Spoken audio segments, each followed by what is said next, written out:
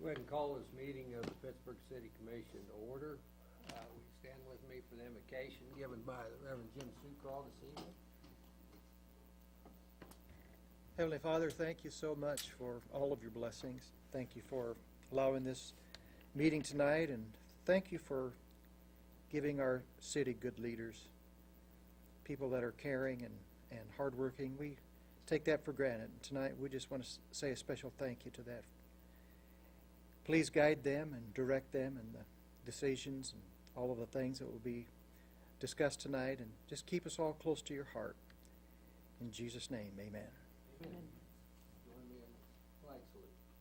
I pledge allegiance to the flag of the United States of America and to the republic for which it stands, one nation, under God, indivisible, with liberty and justice for all.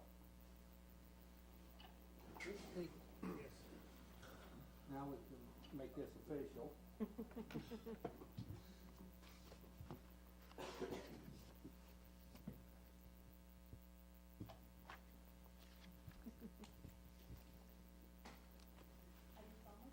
do solemnly swear that I will support the Constitution of the United States that I will support the Constitution of the United States and the Constitution of the State of Kansas, and faithfully discharge the duties of mayor for the city of Pittsburg, Kansas. So help me God.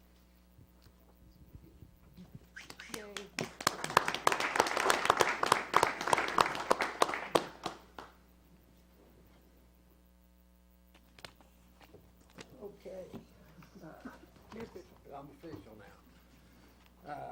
I'll open the meeting for any public input. If there's anybody here that wishes to speak about any items or come forward. Not, we'll go ahead and move on to the consent agenda. Are there any items to be removed this evening? I'll move to approve. Do I have a second? Motion to approve and a second. A roll call vote. Gray, Aye. Johnson, Aye. Ketterman, Aye. Munsell, Mernan. Aye. Consider the following. Joint City University Advisory Board.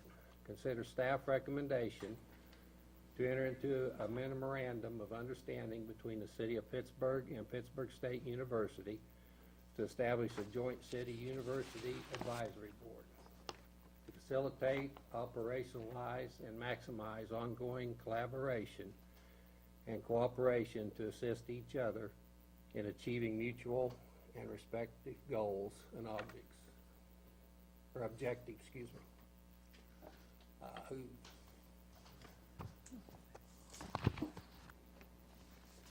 Jay tells me that's me. That's you. You're up, John. Mr. Mayor, Commissioners, it's my pleasure to be here this evening on behalf of the university. This is something that we believe is several years in the making as far as the formalization and institutionalization of a great partnership. I think that, as you all know, I spend quite a bit of time in Topeka, and I can tell you with every mile I get closer to Pittsburgh, every time I leave there, the happier I am. Because I feel like that in this community, we are demonstrating how things can get done together, and that we can put aside petty differences and think about the notion of moving toward a common good together. And I think that we have been examples of that.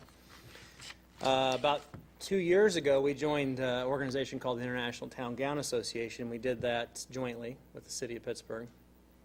I think it's 2 years ago. Yeah.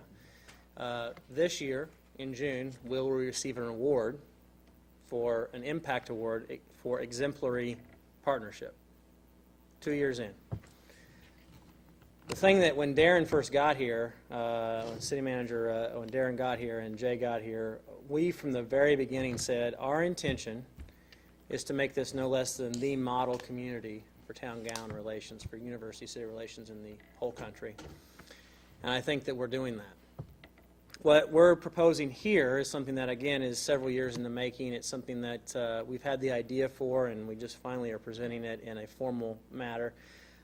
University President's Council has approved this memorandum of understanding. And what it would allow for us to do is it would institutionalize and operationalize the facilitation of continued deliberate working together. And so I'm pleased to stand here on behalf of the university and take any sort of questions on that we might have. We've also included in your packets this evening at least a draft of what we are suggesting the membership or the permanent membership of that organization or that group would consist of. Obviously, that might change as we move along. The MOU is the most important thing that sort of and more or less sets the constitution, you might say, for that organization, and the bylaws be established as we move along and needs arise. I'll stand for questions. I have no issues with the MOU itself, and I've seen the list of the individuals who are involved with both organizations, and you know, I think there's a lot of great people on that list. My only word of caution for the group is, you know, to try to make those meetings as productive as possible and with as few people as possible, because there's, you know, 20 to 30 people on those two respective lists combined. That's a lot of firepower that if we need them at a meeting, absolutely we need them at a meeting. I think that's great. But just to keep that in mind as you go through, because the memorandum talks about that you're going to issue bylaws that talk about scheduling for meetings and so on. Just keep that in mind as you do that, Barron and Sean, that, you know, whether there's value to subcommittees and things that maybe don't meet on a monthly basis. If there's a need to meet on a monthly basis, then do it. But that's the only thing that I look at, is just to make sure the time's well spent. I appreciate that. And I think you're correct. We have about 22 total, I believe, 11 from each respective side on there.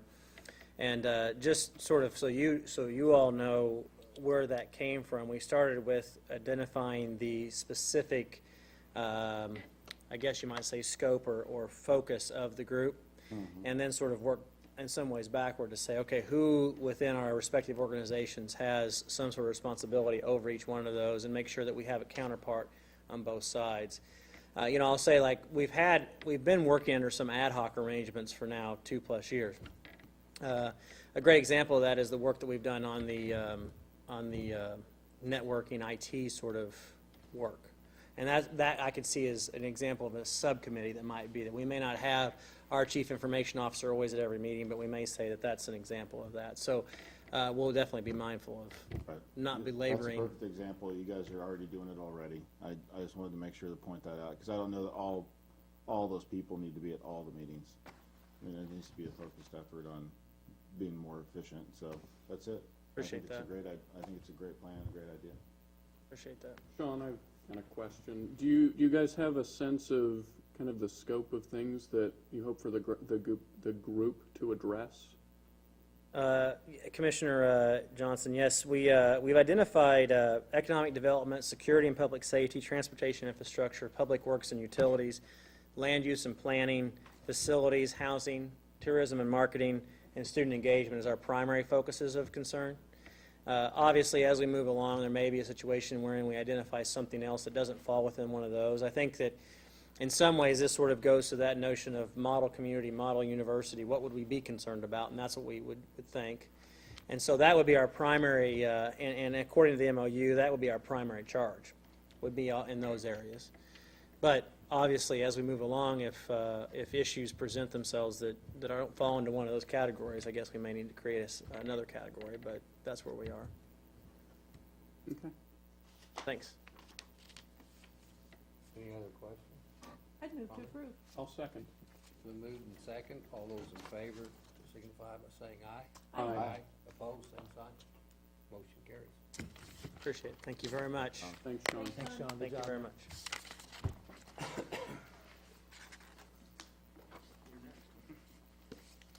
As tech assistant, you want me to read this, or are we good? I think you have to. All so. right. Sorry. That's all right. Consider staff recommendation to amend the contract with Azteca Systems Incorporated for the CityWorks software license agreement to include the addition of an interface platform to allow integration with other applications at a cost of $10,000 per year. Mayor and Commissioners. I wanted to put this on the consider agenda because I wanted to tell you a little bit about where we are with this application. It was approved at the end of last year. We've been going through the implementation process for it. This system is an asset management and work order system. We've talked about it, and you approved it late last year. But we've been going through it kind of systematically, collecting the data, setting up the servers, doing some preliminary testing. We expected to go live with it next week, but we've had the project manager hasn't been available on our side the last couple weeks for personal reasons, so we're going to probably push it off for another couple weeks. But it should go live about the middle of May. Right now, the purpose of this system when we collected it was, first of all, we've never had an asset management or work order system before here, at least nothing that could be scaled to the enterprise level, to the entire organization, and that's what this system is intended to do. The idea is we are able to put information about all of our assets, and our assets being all of our buildings, all of our major pieces of equipment, even our utility pieces like sections of pipe or sections of roadway, all of the things that a city would consider its assets, we're going to be able to enter into this system. We're also going to be able, and which is important to have that information available electronically and easily. All right? But what's more important and more interesting, I think, for the long term for the city is it also is a way for us to manage work against those assets. Right? In other words, when we put out a crew to go do work on a piece of roadway, we can track how much time that crew takes, what kind of materials they might use. It gives us a handle on the work that gets done on a daily basis on the city, and lets us start collecting the information we need to start making better decisions about how those resources are used and how they're maintained.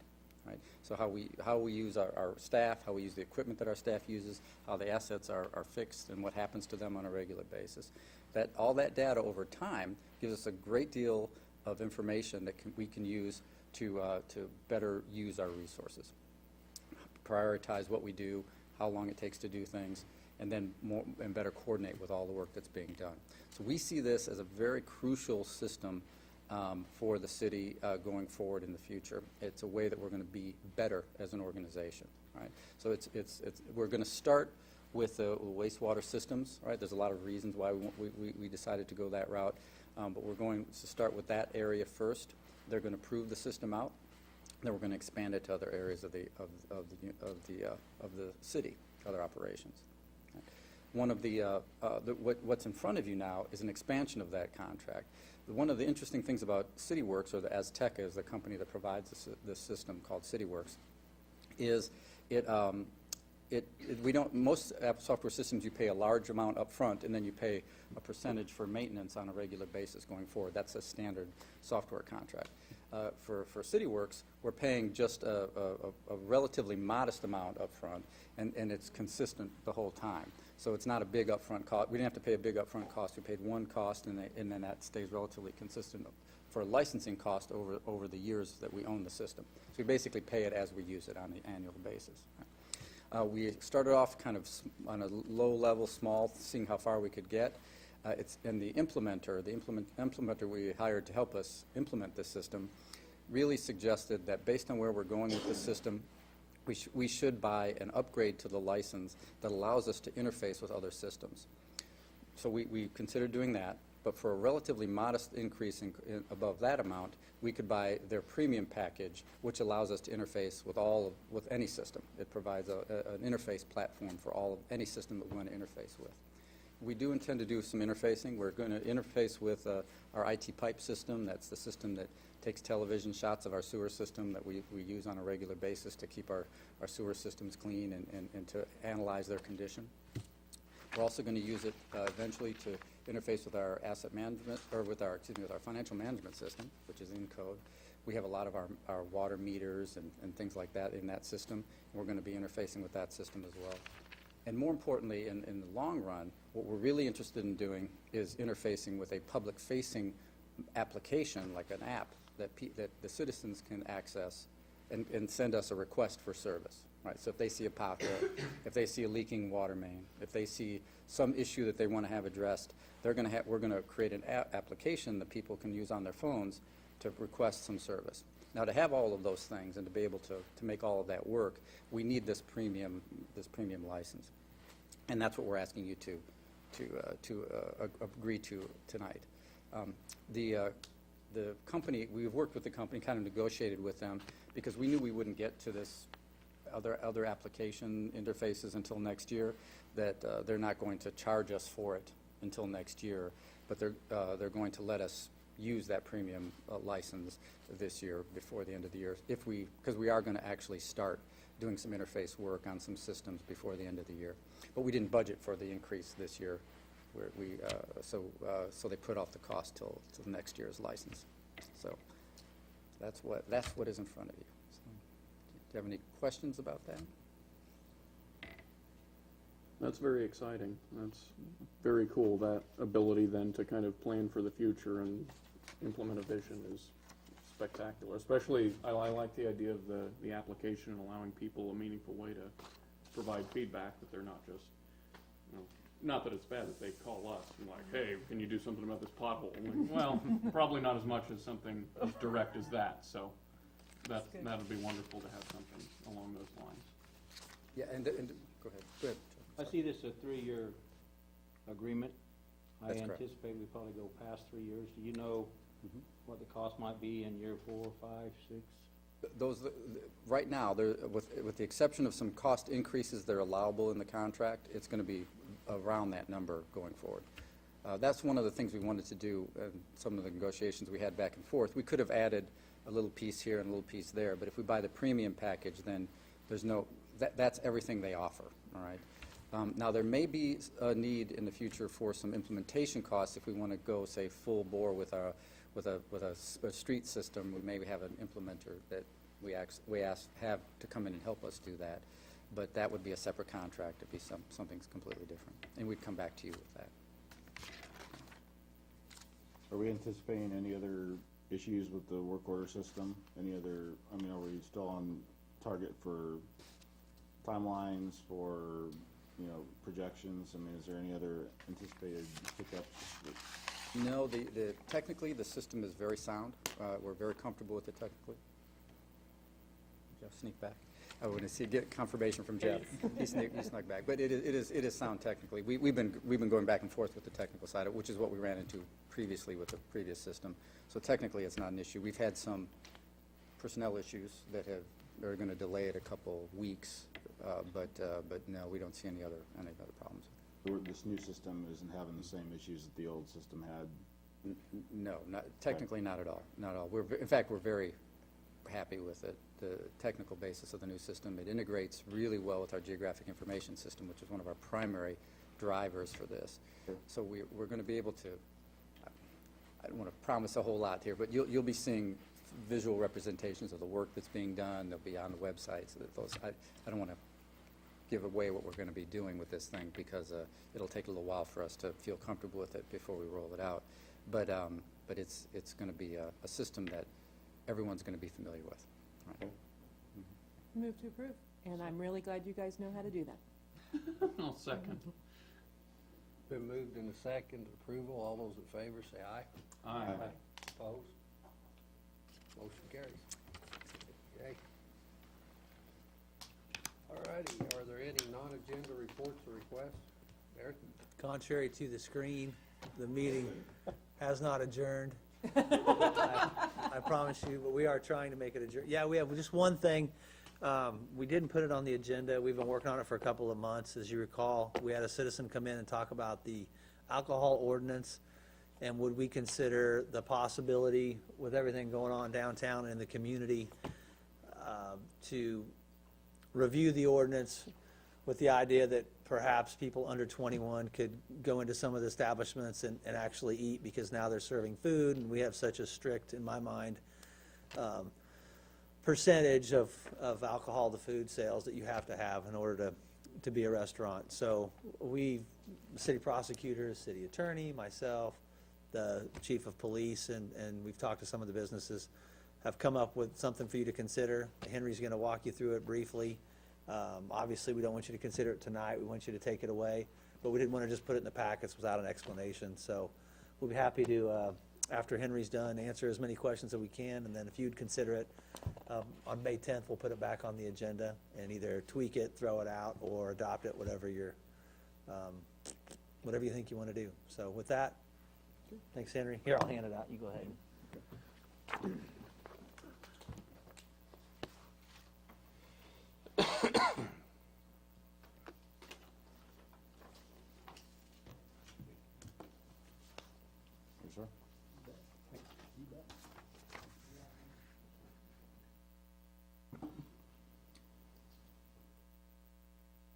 Well, just to begin with, our current ordinance defines a restaurant as a establishment that gets 60% of its gross revenues from the sale of food as opposed to alcoholic beverages or cereal malt beverages.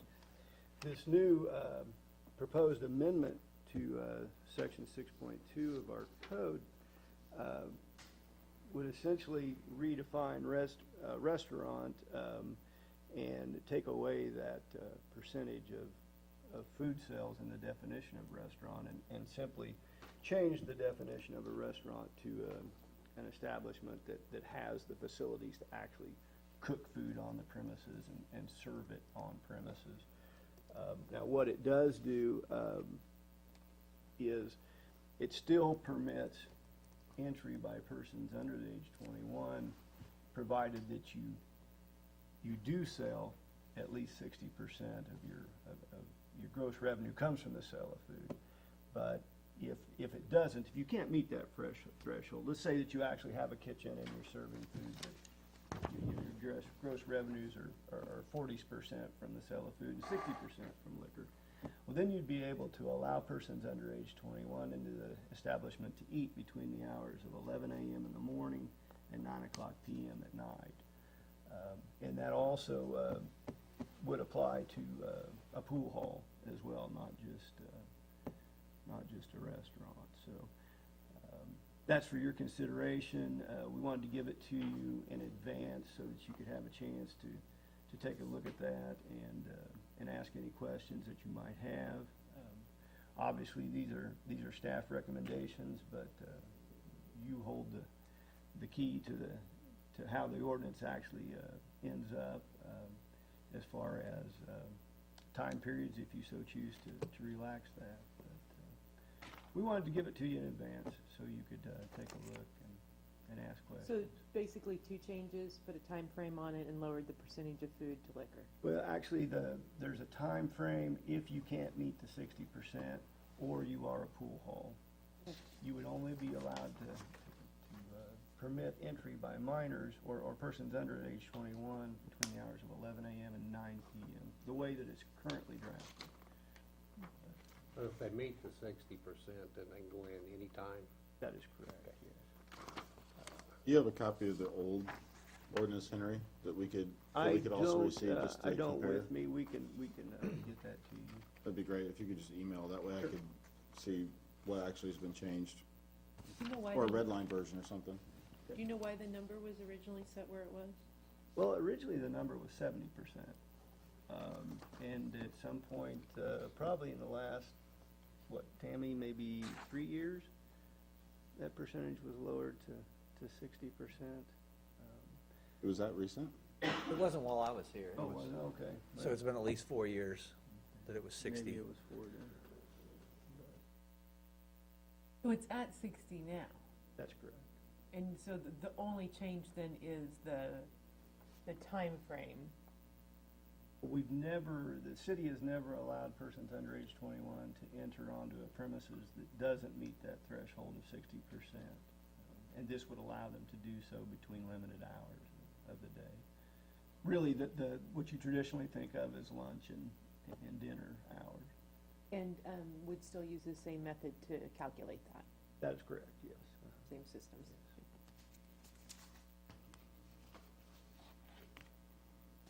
And this, without having a chance to read this would be like a bar that wanted to put a microwave in there with microwave burritos or something. That wouldn't be. No, considered no, in food. fact, if you would look at the A little more than that. definition Because we've had bars that of wanted to- restaurant, The second page, Mayor, Okay. start of the second paragraph. prepares and sells food directly to consumers for immediate consumption on the premises. And Mindy's not here tonight, but I know that she has the PD has policies and procedures to check to make sure that there's an oven and the things that you normally associate with the preparation of raw food on the premises, and the definition of food ties into that as well. And so,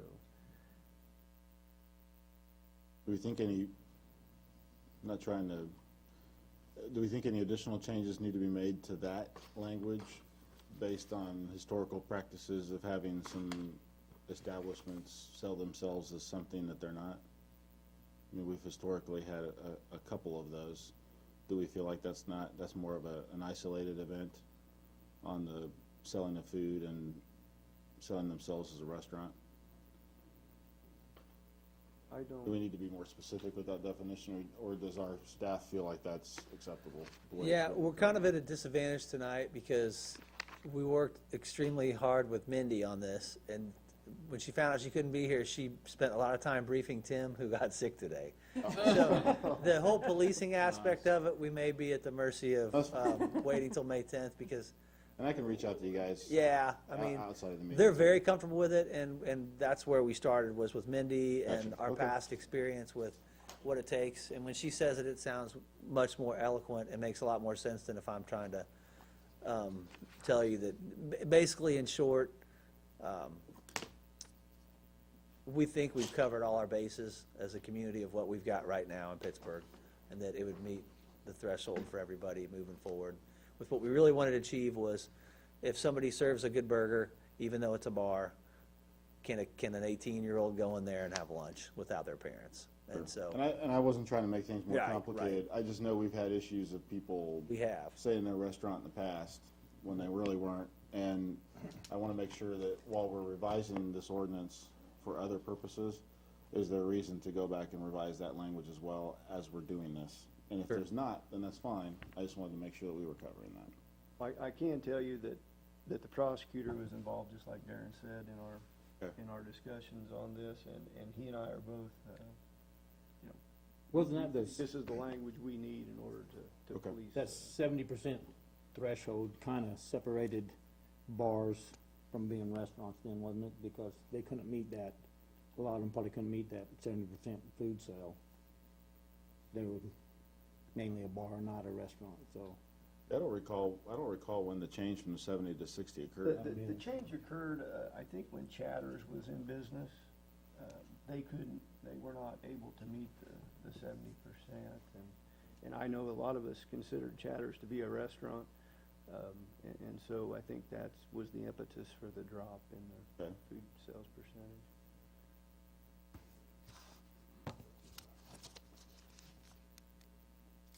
Any other questions this evening?